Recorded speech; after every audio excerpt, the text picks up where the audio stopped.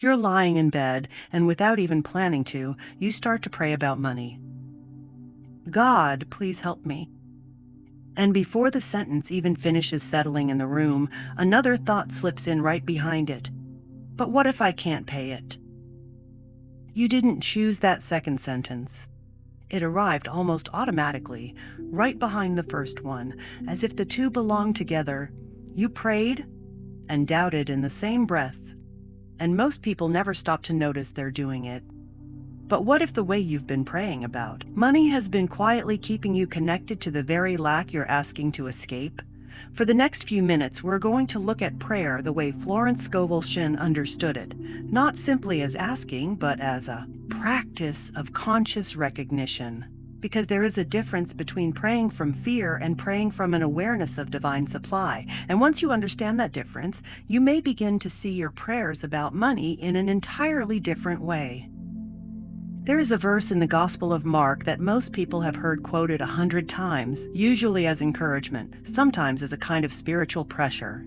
Jesus says, "What things soever ye desire, when ye pray, believe that ye receive them, and ye shall have them." Read that slowly.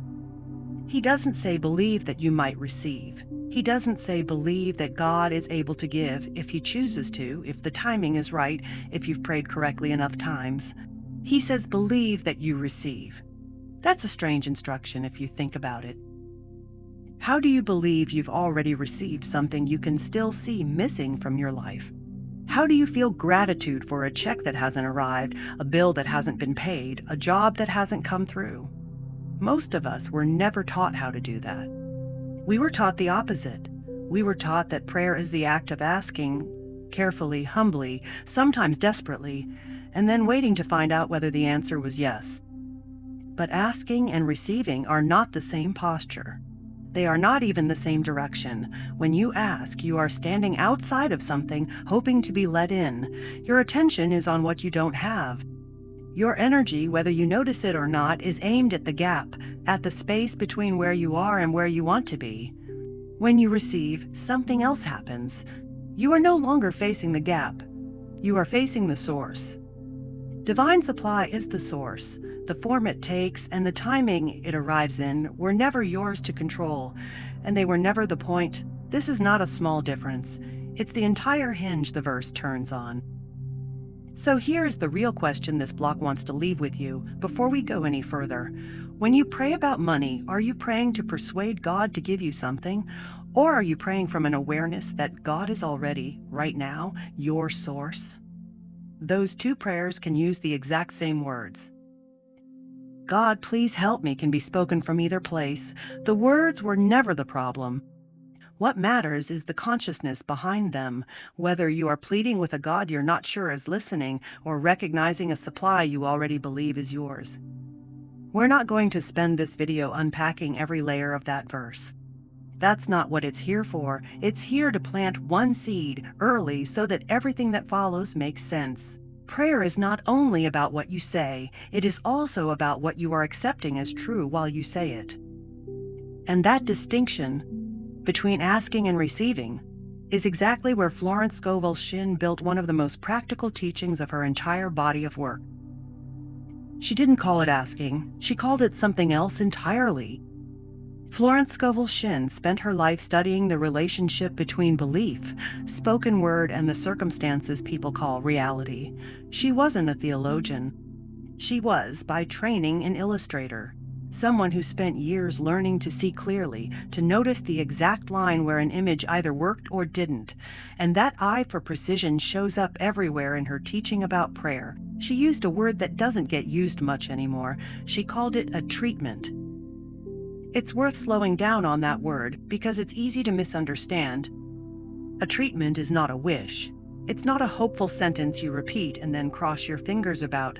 And it's not simply saying affirmative words while your inner state stays exactly the same. Nothing in her writings suggests that repetition alone was ever the mechanism. A treatment, as she taught it, is a conscious spiritual practice, a deliberate act of replacing the mental picture of lack with the truth you are choosing to accept as real. It's less like decoration and more like construction. You are not painting over the wall, you are going in and changing what the wall is made of. It also helps to be clear about what a treatment is not, because the picture people often build in their heads is the wrong one. A treatment does not ask you to pretend the bill isn't sitting on the counter. It does not ask you to act wealthy, speak like someone with a balance you don't have, or perform confidence you don't feel. It is not a sentence you repeat faster or louder while, underneath it, you're quietly bracing for disaster. And it is not an attempt to talk God into anything, or to work out, in advance, exactly which door your provision is supposed to walk through. None of that is the practice. The practice is simpler and in some ways harder. It's choosing deliberately which picture you keep returning your attention to. Because here is what most people never notice about their own praying. A woman can say out loud, "I trust God," and mean it in the moment she says it, and then spend the rest of her day quietly rehearsing a very different scene in her mind. What if I lose everything? What if this doesn't work out? What if it's never enough? The words were sincere, but the picture she kept feeding hour after hour was the other one. And it's the picture that gets treated as reality, not the sentence spoken once in prayer. A treatment interrupts exactly that. It asks, which scene are you actually rehearsing when no one's listening? And are you willing to keep choosing the other one deliberately again and again until it becomes the one that feels true? Here's where this becomes something you can actually use instead of something you simply admire. Imagine for a moment that you are standing at the entrance of a restaurant. There's a table inside, already set. The host is expecting guests. The kitchen is open. The table doesn't tell you what will be served, when it will arrive, or which door it will come through. It isn't a promise of one specific meal, prepared and waiting with your name attached. It simply represents that provision exists, that the source is real, and that a place has been made for you at it. What arrives and how was never yours to orchestrate. And yet, you're still standing at the door. You keep asking, quietly, almost apologetically, "Is there really a table for me? Are you sure there's enough? What if you tell me to come back later?" Nobody inside that restaurant is confused about whether provision exists. The only question left unanswered is whether you're willing to walk in and take your place at it. That is what a treatment interrupts. It's the practice of walking through the door instead of asking one more time whether you're allowed to. And once you understand that image, you start to notice something uncomfortable. How much of your praying about money has actually been standing at that door? Let's go back to that entrance for a moment. Not to describe it again, but to notice what actually happens while you're standing there. You're not just waiting. You're negotiating. "Can I sit here? Is there really enough for someone like me? What if I get to the table and there's nothing left?" Every one of those questions sounds like humility. It sounds respectful, even faithful to ask so carefully. But underneath the careful tone is something else entirely, a quiet belief that you might not belong at that table at all. That provision is real maybe, but reserved for other people. That there's a limited amount and someone somewhere gets to decide whether you qualify for a share of it. This is what fear can do to prayer. It doesn't always look like panic. Often, it looks like politeness.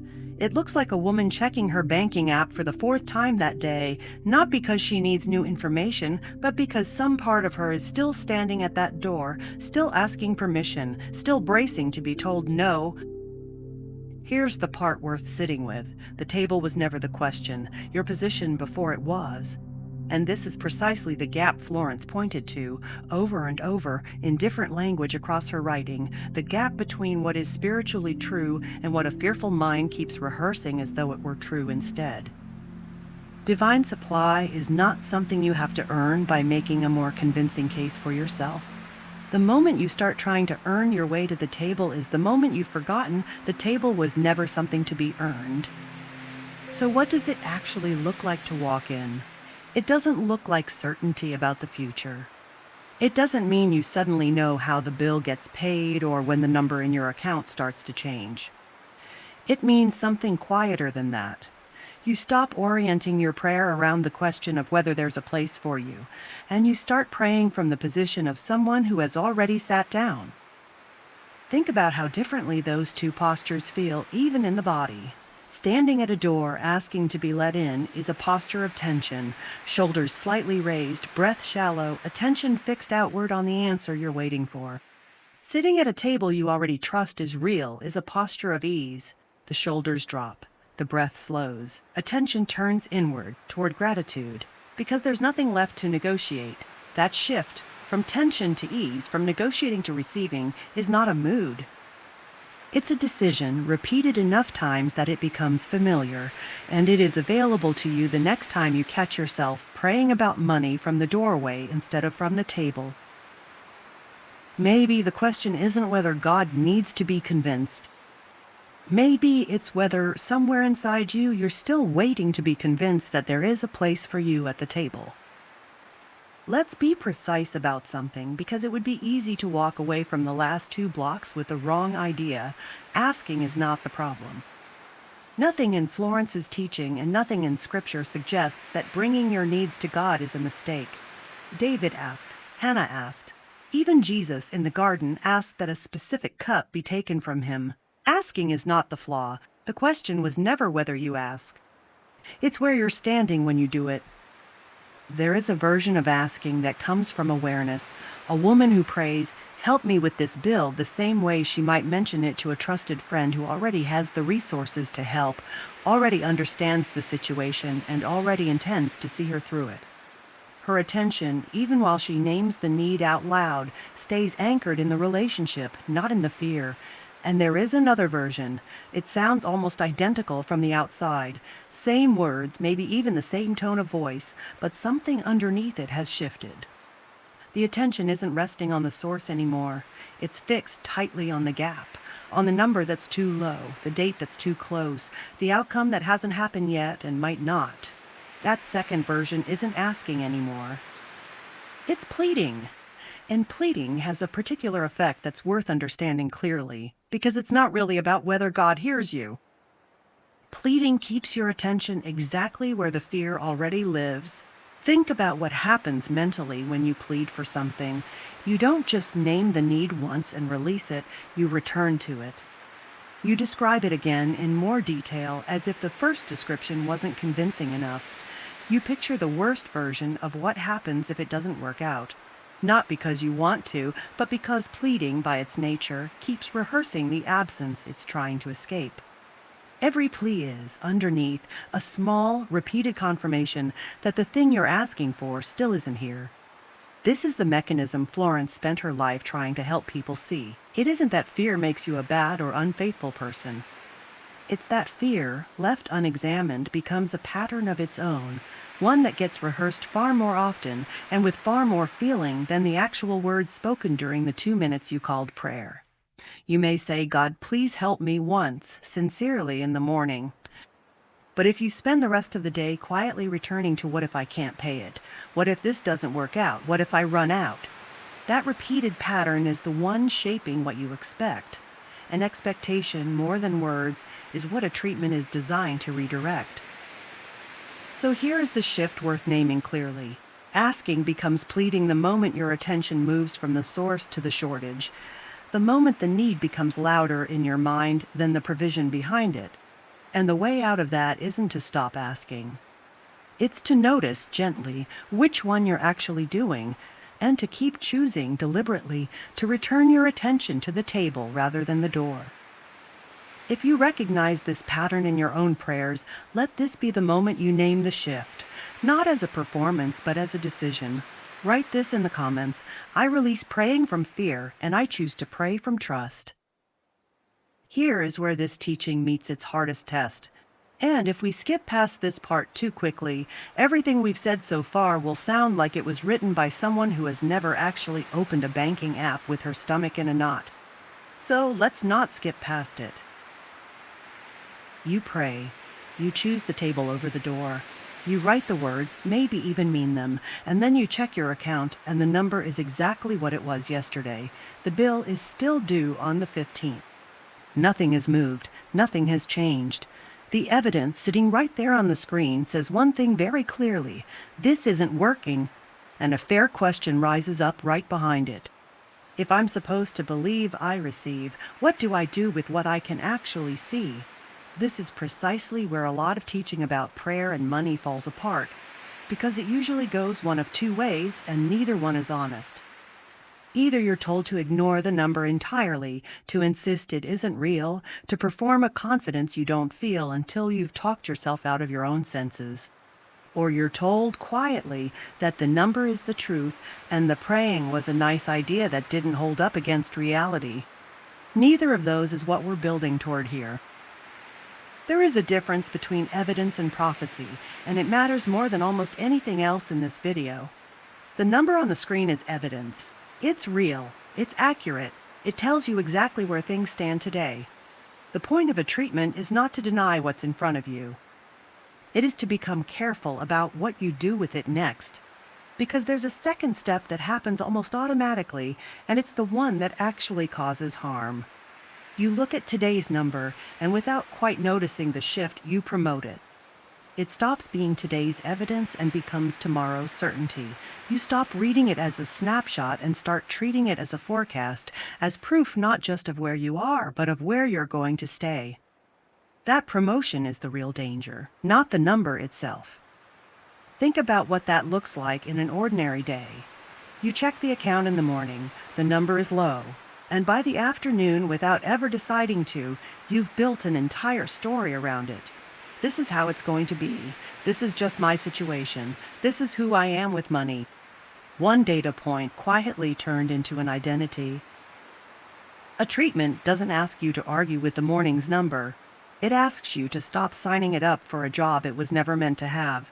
Yesterday's evidence can describe where you've been. It was never qualified to decide where you're going. So the honest answer to the question, what do I do with what I can see, is this: you let it be exactly what it is. Information about today, not a verdict about tomorrow. You can look directly at a low number and still refuse to let it write the next chapter, because those are two entirely different acts. Even though they often get treated as the same one, that distinction is not denial.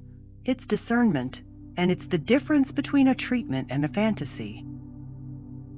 There's a story in the 17th chapter of 1 Kings that doesn't get talked about as often as some of the more dramatic moments in Elijah's life. No fire falling from the sky here, no confrontation with 400 prophets. Just a man, a drought, and a command that must have sounded, at the time, almost impossible to follow. God tells Elijah to go hide by a brook called Cherith, east of the Jordan. There's no explanation of how he'll eat, no mention of a plan, just an instruction to go, and a promise attached to it. I have commanded the ravens to feed thee there. Ravens? Stop on that word for a moment, because it matters more than it first appears to. Ravens are scavengers. In the culture and the text this story comes from, they weren't considered clean, dependable, or generous creatures. They were the last animal anyone would expect to reliably deliver food to a man. If Elijah had been asked, before any of this happened, to guess how his provision might arrive, a raven would not have made the list. The text tells us that the ravens brought him bread and meat in the morning, and bread and meat in the evening, and he drank from the brook. Notice what Elijah was never given.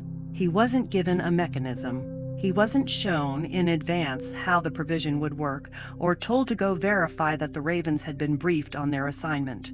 He wasn't handed a schedule, a guarantee, or a backup plan in case the birds didn't show up on day 3. He was given a place to go and a word to trust, and the how was never his to manage. This is worth sitting with, because so much of the anxiety in praying about money isn't really about whether provision is possible. It's about not being able to see the mechanism. The mind wants a supply chain it can trace, a plan it can verify, a how it can hold on to before it's willing to rest. And when that mechanism isn't visible, the mind tends to conclude that nothing is coming, as if the only provision that counts is the kind you could have designed yourself. Elijah's provision came through a source he could never have predicted and would never have chosen. That detail isn't incidental to the story. It may be one of the deepest lessons in it. Think about what this means for the way you've been praying about money. So often, without meaning to, we pray for a specific door to open, a particular raise, a specific check, a certain person to call with good news, and we quietly measure whether our prayer worked by whether that exact door opened on that exact timeline. But that's asking to also control the mechanism, not just the outcome. It's standing at the table and insisting on choosing the dish. Trusting divine supply as the source doesn't mean you stop having a preference about how provision might come. It means you hold that preference loosely enough that an unexpected raven doesn't get dismissed just because you weren't watching the sky for birds. There's something almost tender about the specificity of that detail. Bread and meat, morning and evening, delivered by creatures no one would have trusted with the job. It reads less like a miracle designed to impress anyone, and more like a quiet reminder that provision does not have to arrive through the channel you expected. You don't have to know how supply will come in order to trust the one it comes from, and that is a very different way to pray about money. Everything we've talked about so far has been building toward this moment, not another idea to understand, but something to actually practice. Florence Scovel Shinn called this kind of conscious spiritual practice a treatment. Right now, we're going to use it differently.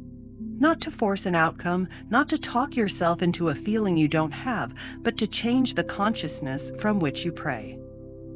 Before we begin, a few things. This is not a technique for making a specific amount of money appear by a specific date.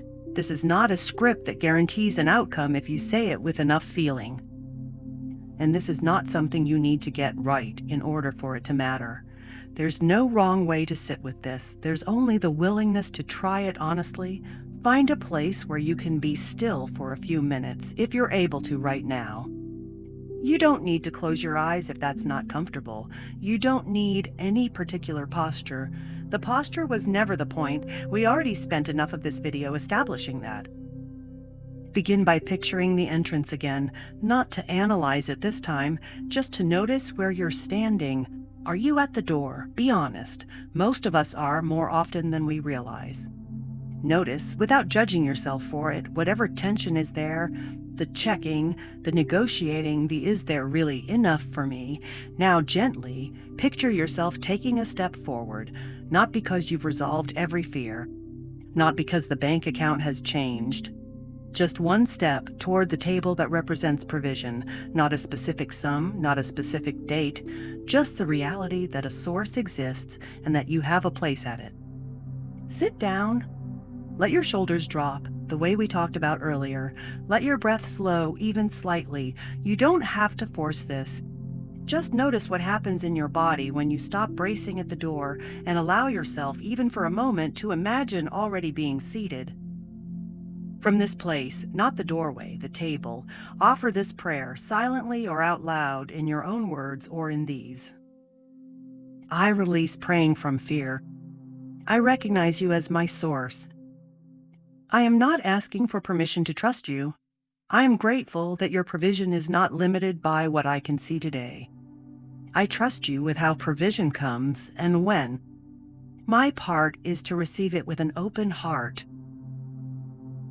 Sit with that for a moment, longer than feels natural, if you can. Here's what's worth knowing about what happens next, because it will happen. The fear will likely return, maybe in a few minutes, maybe the next time you check the account. That doesn't mean the treatment failed, and it doesn't mean you did this wrong. It means you're human, and old pictures don't dissolve the first time you replace them with a truer one. If a specific worry surfaces right now, a bill, a number, a name, you don't need to push it away or pretend it isn't there. You can simply notice it the way you'd notice a thought passing through a room and gently return your attention to the table, not by arguing with the worry, just by choosing again where your attention rests. You also don't need to force an answer about how your provision will come.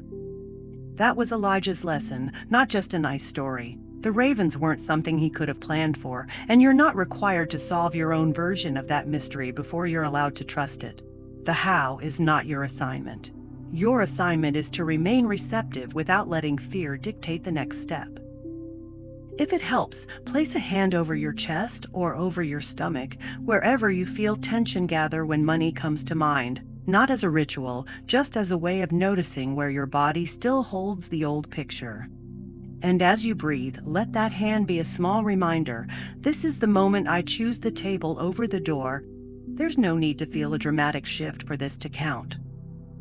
Sometimes the shift is quiet, sometimes it's just a slightly easier breath, a slightly looser grip, a small willingness to sit a little longer before reaching for the door again. That willingness is the whole practice. Not perfection, not certainty, just the decision repeated as many times as it takes to keep choosing the table. Let's talk honestly about what happens after a moment like the one we just walked through. Maybe you felt something shift sitting at that table, a breath that came a little easier, a grip that loosened, even briefly. And then, later, an hour from now, tomorrow, the next time a notification arrives from your bank, the fear returns. The old picture reappears, as familiar and uninvited as it always was. Here is what needs to be said clearly, because so much teaching about prayer and faith gets this wrong in a way that quietly harms people. The return of fear does not mean the treatment failed. It does not mean you don't have enough faith.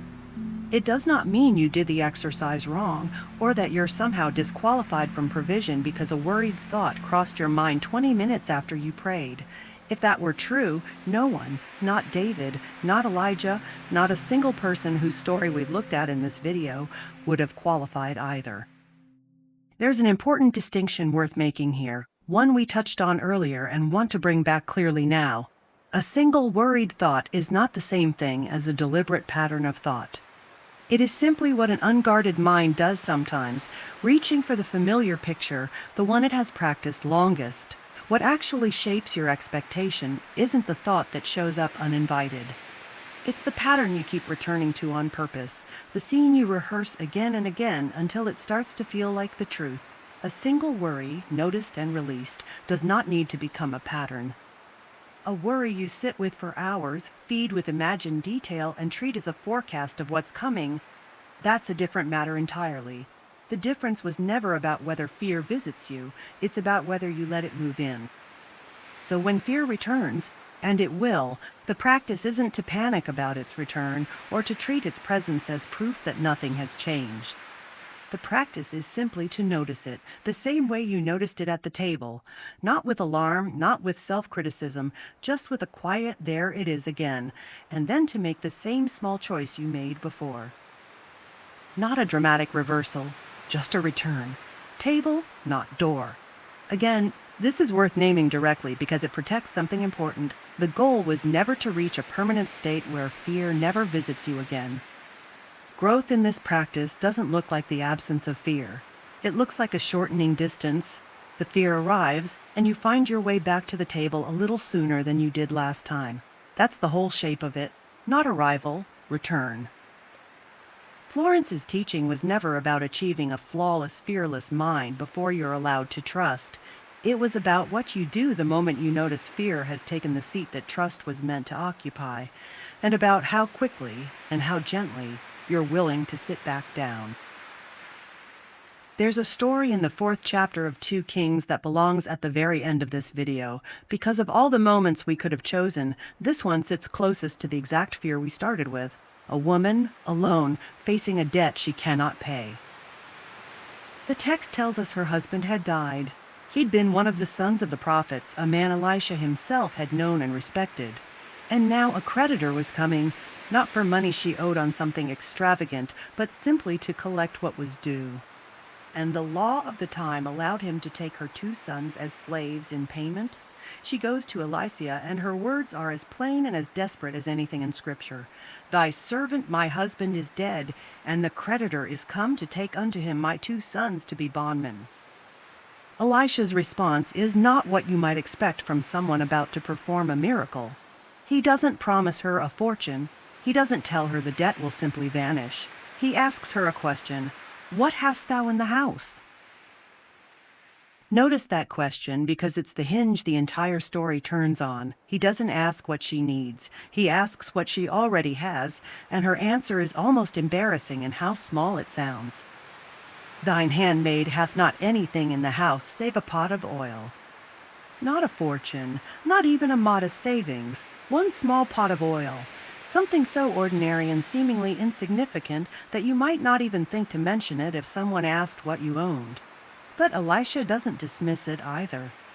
Instead, he tells her to do something that must have sounded strange, maybe even a little humiliating, to a woman already at the end of her resources. Go to her neighbors and borrow empty vessels, not a few, as many as she can gather. Then go inside, shut the door behind her and her sons, and start pouring. What happens next is one of the most quietly astonishing moments in the whole of Scripture. She pours from that single small pot, and it does not run out. Vessel after vessel it keeps pouring, until every borrowed container in that house is full. And only then, when there is no empty vessel left to fill, does the oil finally stop. Elisha tells her to sell the oil, pay the debt, and live on what remains. There's something in this story that's easy to move past too quickly, so it's worth staying with it a moment longer. The miracle did not begin with something new arriving. It began with what she already had, one small, seemingly insignificant pot of oil, being named instead of dismissed. She could easily have told Elisha, "There's nothing here worth mentioning." Most of us in her position might have said exactly that. But naming what little she had allowed her to begin with what was actually in her hands, notice what she was asked to do with the empty vessels. She was not asked to predict how many would be filled. She was asked to gather them. Her part was preparation, not prediction. She could not see the full provision in advance. She could only respond to the instruction she had been given and make use of what was available to her. Think about what this means for whatever feels too small in your own hands right now. A little bit of savings, a skill that doesn't feel like enough, an opportunity that seems too modest to matter. It can be tempting to dismiss what is already available because it doesn't look like the complete answer. The widow did not wait for a larger pot before she began. She began with the pot she had. Faith doesn't mean pretending the small thing is already the whole solution. It means refusing to call it worthless simply because it isn't the whole solution yet. She didn't need to see the whole answer before she began. She began with what was already in her hands. And perhaps that is the lesson for your own prayer about money. You don't have to know the whole path before you take the next faithful step. So let's return one last time to where we began. You're lying in bed, you start to pray about money, and somewhere in the middle of that prayer, an old habit tries to slip back in. The checking, the doubting, the quiet, but what if I can't pay it? Only now you know what that habit actually is. It's standing at the door of a table that was never locked. You are not trying to convince God that provision exists. You never were, even if it felt that way for years. What you're actually learning, slowly, one treatment at a time, is to stop positioning yourself as someone abandoned to lack and to start praying from the place of someone who has already been given a seat. That's the real difference between asking and pleading, between evidence and prophecy, between waiting for a mechanism you can trace and trusting a source you cannot fully see, between calling what's in your hands nothing and offering it honestly, the way a widow once did with a single small pot of oil. None of it asks you to deny what's on the screen when you check your account. None of it asks you to pretend the bill isn't due or to perform a confidence that isn't real.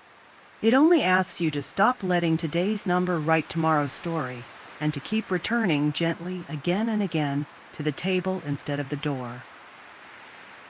That is what really happens when you pray for money, a shift in the way you see the problem.